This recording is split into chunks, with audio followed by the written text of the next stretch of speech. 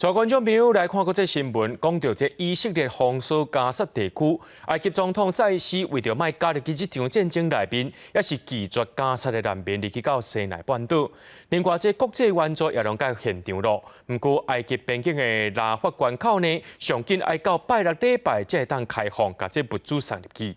世界卫生组织就伫咧警告，讲这20台车的物资确实是不够。为约旦、土耳其甲阿拉伯联合大公国来的补给物资，也有世界卫生组织提供的30万人份医疗用品，陆续到埃及北部的阿里斯机场。红新国会等救援组织在援助行动物资的200台卡车，也已经等伫加沙边境的拉法关卡真一天。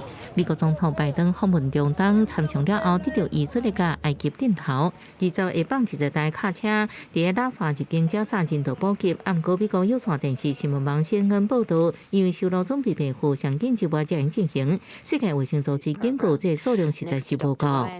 It shouldn't be 20 trucks. It should be 2,000 trucks. 2.5 million people need assistance. 20 trucks is a drop in the ocean of need right now in Gaza. 以色列封锁空袭加沙2礼拜，食物、医疗、燃料甲水电拢欠缺，也有上百万当地居民被迫向南撤离，人道危机愈来愈严重。联合国人道救济工程处伫南部卡恩尤尼斯紧急起大型的布棚营地来庇护。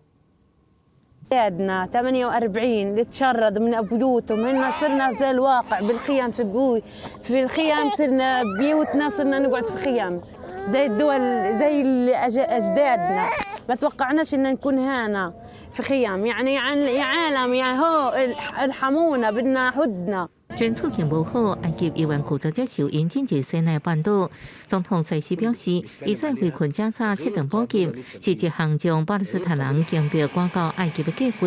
那呢，西奈半岛会加做激进群组对以色列发动攻击的基地，和埃及无辜受牵连。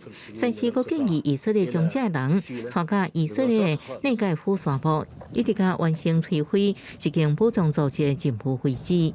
公视新闻是会中评论。